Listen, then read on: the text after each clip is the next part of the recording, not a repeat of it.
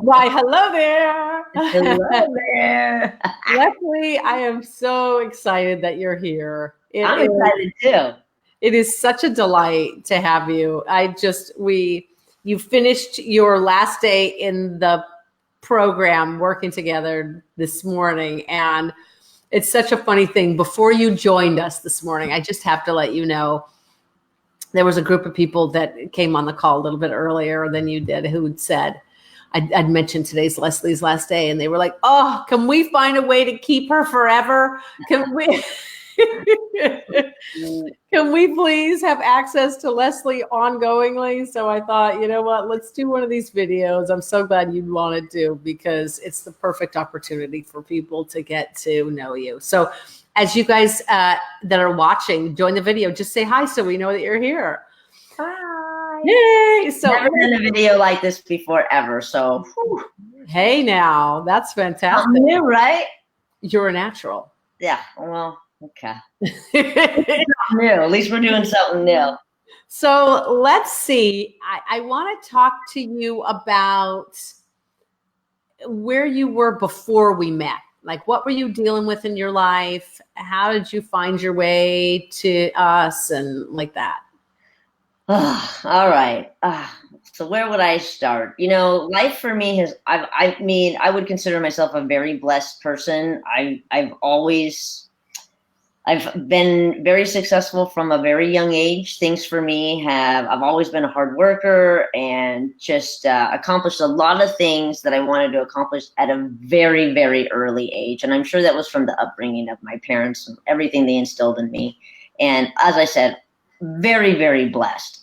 However, life happens. I'll keep it PG, but life happens. We all know that little emoji that we tend to use a lot. But some things started happening.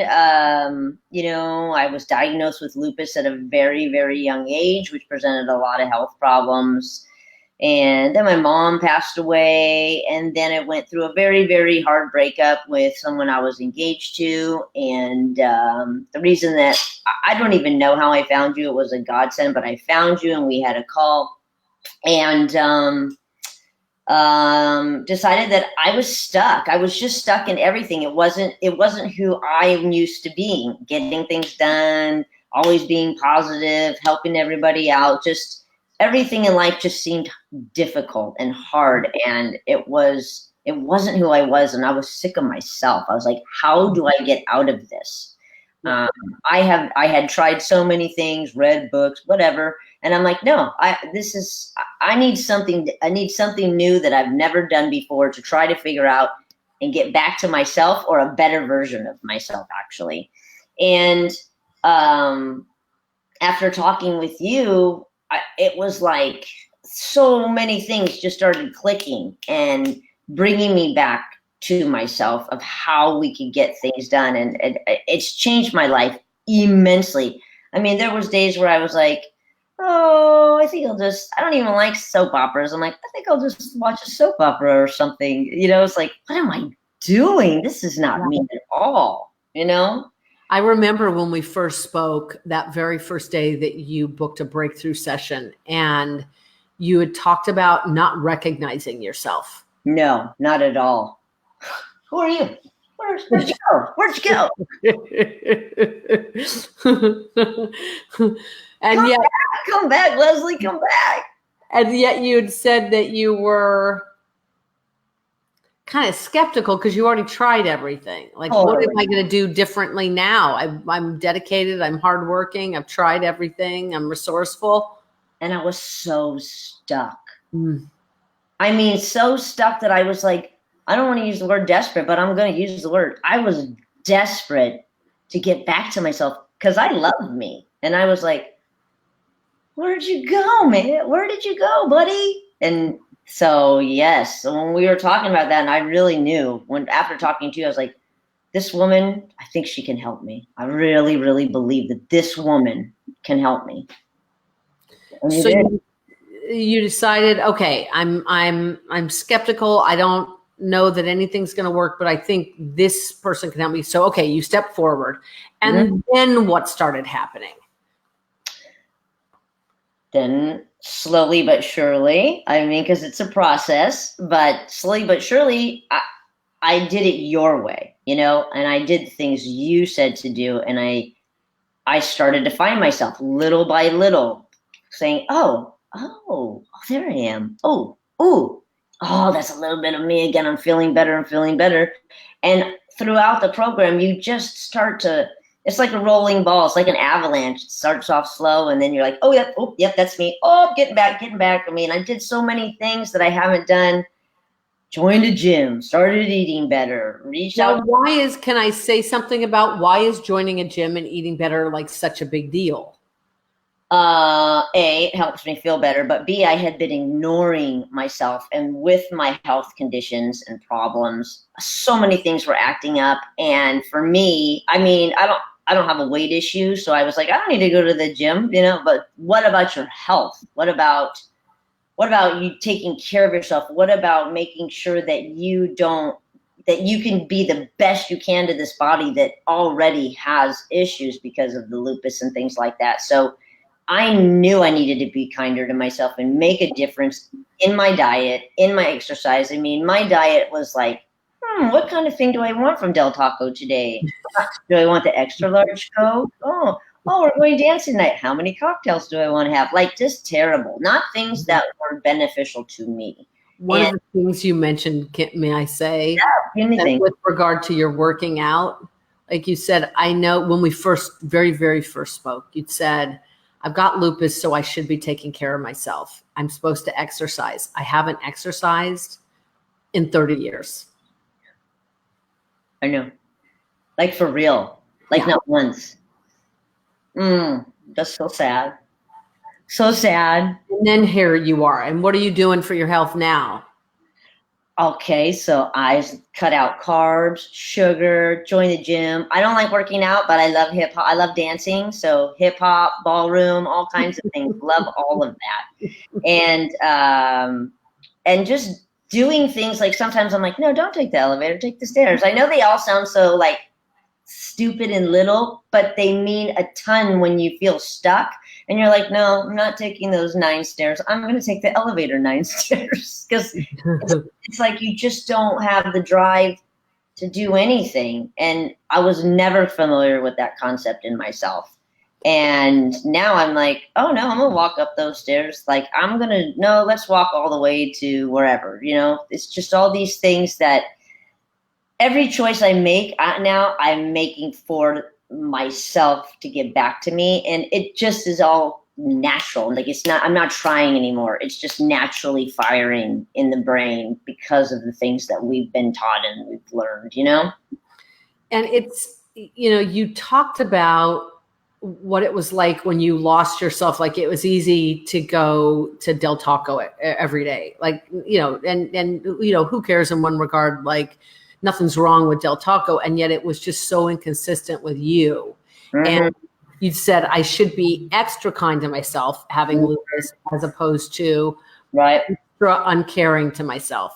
Right. But one of the things you talked about was that as you started to find and reclaim all these pieces of you, of yourself, you started to realize that you were deserving of kindness, that it was a natural fit when you find yourself to be loving and caring and attentive to you.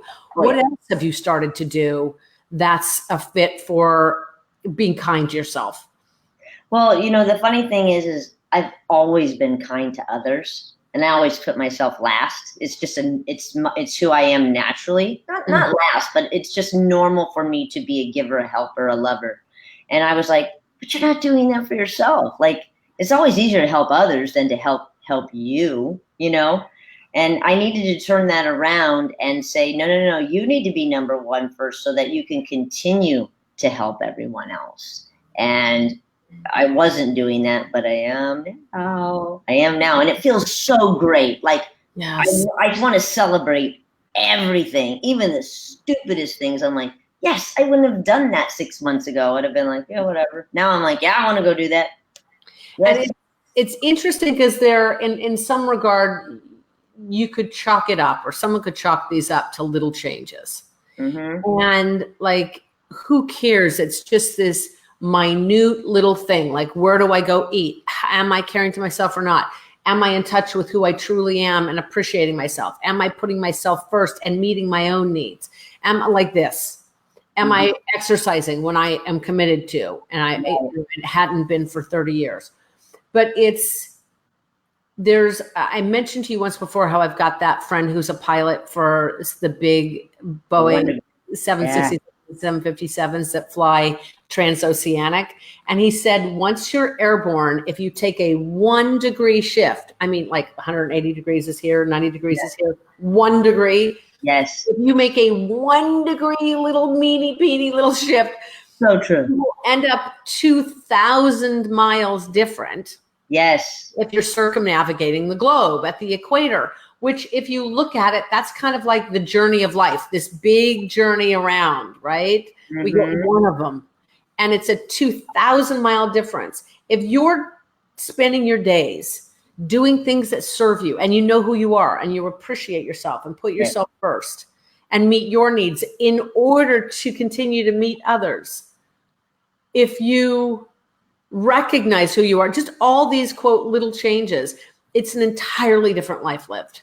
Yes, these little changes, even though I've just mentioned like superfluous little things, have encapsulated a completely, I wouldn't just say a new person because it's still me, but it's even a better version of what I was before, which I missed so much. Yeah. And you know, the thing is like now my work, totally excited about my work. Before I was dreading the work. Heartache. I was in a serious, I had been engaged and that didn't work out. And I was so sad because I chose to leave that relationship for, you know, reasons that I knew weren't good for me. So that was a hard thing to deal with. But even through this process of going through and making it be my best self, I'm like, no, that was a great decision you made. And don't spend one more minute being sad that it didn't work out because it wasn't supposed to. And now you can take yourself and you can enjoy that and find the right person for yourself. You know, so work, relationships, health, sleep. I've always been happy and joyful, but it's more. It's like, it's come full circle to where I really am just celebrating everything all the time because life is to be celebrated. Even the little things are. It's like it's funny as you mentioned that. I think of the quality of life of, you know, what kind of a normal state, which is, if you look at the world, it's like complaining. Between somewhere between meh on the scale between meh and complaining, and we're celebrating it all. It's a markedly different life. Completely. So okay, you were talking about work, and I remember when we very first spoke, and you picked up the phone. We were on a breakthrough session, and you were talking about, you know, I've been super successful in the past, but now I've got these concerns. If I move forward into this new company, this new venture, I'll fail. What if it doesn't work out? And you're like, this is part of why I don't recognize myself. Right. Woulda, coulda, shoulda. Total fear. And you were like, I bought my first house at 19. I made my first million by this age. I've been successful forever. And now I'm like at this comparatively little new venture that I won't even go do it because I'm afraid if it doesn't work out. Who is this person? Right. And so now what's going on for you with regard to work and your relationship? Oh, I am totally 100% gung-ho. I mean, I fired my old programmer, got a new programmer, everything's happening, and I'm so excited about it because I know it's going to make such a difference for people. And I mean, I'm just ready to work on it every day now at this point. And before I was like, I don't want to do anything because what if it doesn't work? And I mean, I've never had that mentality ever. Not an afraid person whatsoever. And so again, I didn't recognize that person because it was hidden under all of this, what we call stuckness, right? And I had never in my life, I'm 47 years old, I had never experienced self-doubt or fear of failure or basically even failure. I mean, even being diagnosed at such a young age, I was like, I'll take care of that. It's all right. I got this. God and I, we've got this. It's going to be just fine. And so to be in that defeated mentality was, oh my God, it was awful. I didn't recognize those emotions whatsoever. It's like sometimes when people are like, I was enraged with anger, and I'm like, I don't know that feeling, you know? Yeah. But then you get there, you know, something happens in life and you feel that, and then you go, oh my God, I hate that. How do I get rid of that? That's a terrible feeling to have. And you know, through the process, it's more than that. Now I'm identifying more like, oh, you're a user. You're not good for me. You know, even in my friendships, I've decided I want to encircle my life with people that give and receive in a reciprocal manner, that are good for me, that's all positive. And, you know, everybody can do that. They just have to make the choice if they want to do that.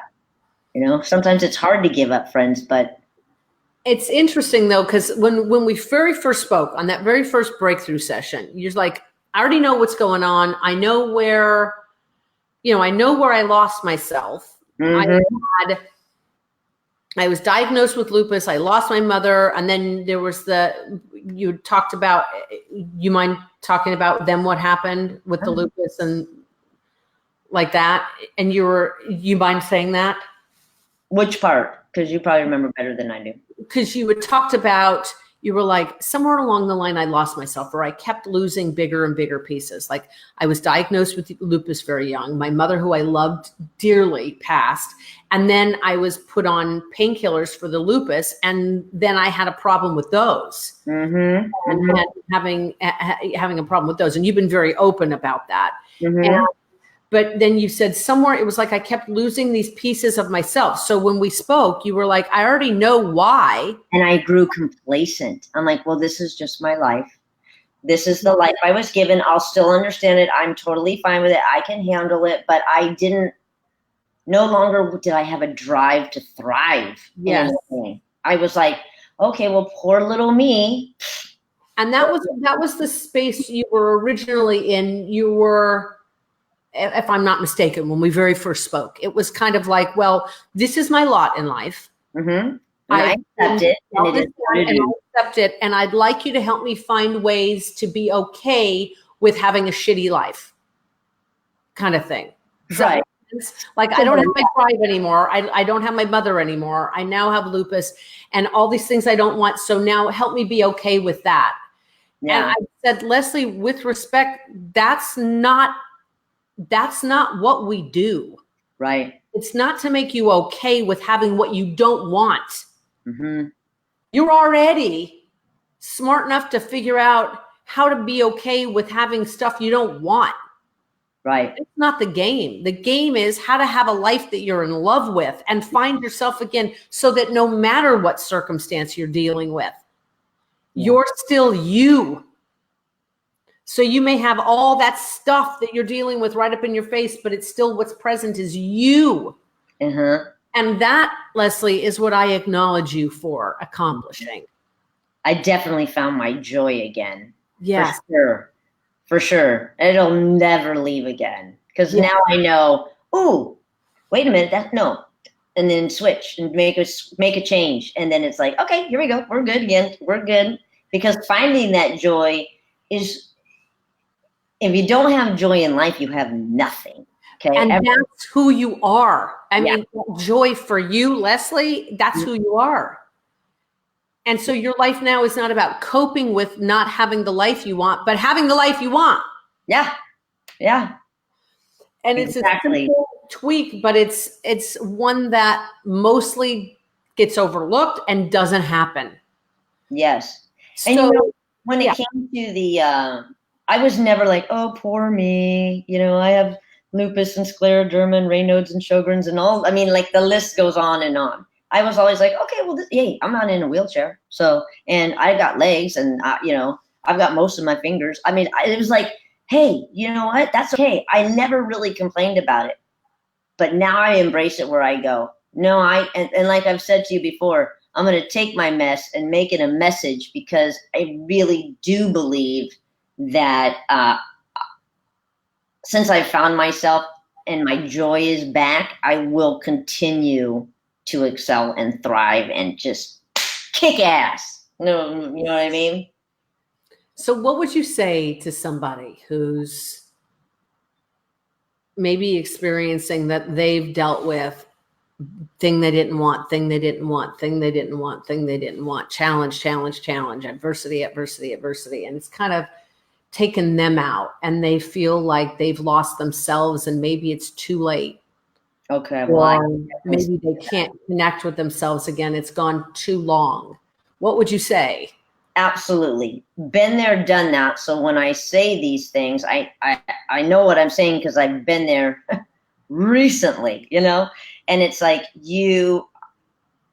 I was complacent. I was bored. I was sad. I felt empty. I didn't have joy.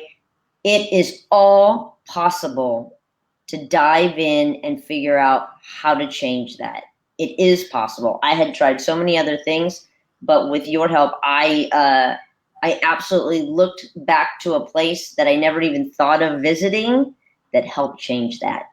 And when I was open to that work, it changed my life, you know, it brought me back, which I thank you and so much for. But anybody who's going through that, you absolutely can change your life at any moment. There is never a time when you need to give up completely. And I had given up. And I wouldn't say, oh, I gave up on life and I was sad and miserable. I just didn't have any joy and I didn't have any passion for life.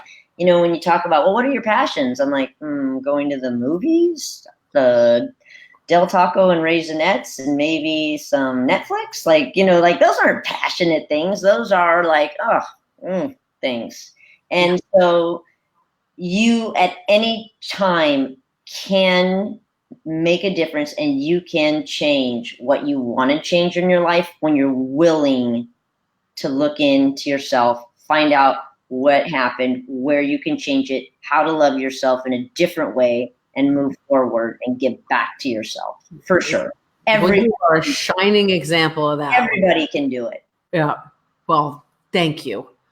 Because you're a living demonstration of that. No matter what life hands you, you can still have joy. So, okay, it all started when you and I hopped on the phone and you scheduled a free breakthrough session with us. So I'm going to put this, give me a second. I'm going to I'm going to put this up on the screen. So when you decide. Click on the link, people. Click on the link. If you're having trouble, click on the link, please. I promise you, it's awesome. I'm putting this up so you can schedule ones as well. You can hop on a free breakthrough session with me or a member of my team, because that's exactly where we got to the heart of it. And you realized, Leslie, that everything you already knew and everything you already had been doing was just going to get you more of the same. And it was time to try something different. Mm-hmm. So, and I thank you for that call, because whatever link you had and I clicked on that link, when I talked to you, I mean, we talked for a while. I think we talked like a good hour and a half or whatever. And I was like, she's incredible. Oh my God. I mean, the things that she could see through me in that short a time was amazing. And you were so right on and so intuitive and so perceptive and so knowledgeable that I was like, no, I'm going to do this for myself, because you can never go wrong in doing something for yourself, you know? And I knew I needed it. I knew what I needed was that. And it was one of the best decisions I ever made. So I thank you for that. Well, I acknowledge you for being open, because nothing can happen until you want it and you're open for it. So huge acknowledgement, Leslie. All righty. It is just a delight being with you. Thank you for continuing to give your heart and share your story and continuing to make a difference with people. What a demonstration you are of life, the fact that life can hand you anything. And you can really go, you were like, you'd said, I'm so stuck in the past. I'm just like all this stuff that happened in the past and I want to be present. And you've really done that. You've gone from the past, from past tense to present tense in your whole life. So yay. Remember that one last thing before we go? Do you remember when we were on the phone? And it was funny that you reminded me of it because I didn't remember saying it, but I remember when I first was diagnosed when I was like 16, 17, and they said, well, this is a long time ago, well, you'll be lucky if you make it to 40. And I remember, and I didn't remember saying this to you, but I remember now, but I was like, these doctors don't know me. I'm not going to make it to 40. That's crazy. They don't know me, you know? And that was the attitude I always have. So when I lost that attitude, I was like, oh, girl, we got to get this back. We got to find out where she went, because this is not you. And y'all can do it. So I want to be clear that I understand. So when they said you've got lupus, and you won't live till 40, that's what they said? You might make it to 40, because back in those days, you know, that was early 80s, that they were like, you know, the medicines that we have, that's about what we can get you through. And I was like, please. Like, and you're like, you don't know me, I'll live as long as I want to? As long as I want, yeah. Ass kicker. And then you lost her, the one who said, you don't know me. And that's when it was all over. Exactly. And that's what broke my heart. I'm like, where did you go? Yes. Yeah. You could actually see, like, if I'm not that fighter anymore, what's going to keep me alive? What's going to keep me going? I absolutely didn't recognize myself anymore. Yeah. When medical science says I won't make it past 40 and I'm past that, holy shit. Yeah. Leslie, thank you for that. Yeah. You're defying the odds. Like, no kidding. I mean, they told you would not make it to 40. Awesome way to prove them wrong. High five. High five. All right. It's a joy and an honor to be with you and to be I adore you. Thank you. Thank you. For everybody's help. Thank you. God bless you. Yeah, God bless you. Bye. Bye-bye.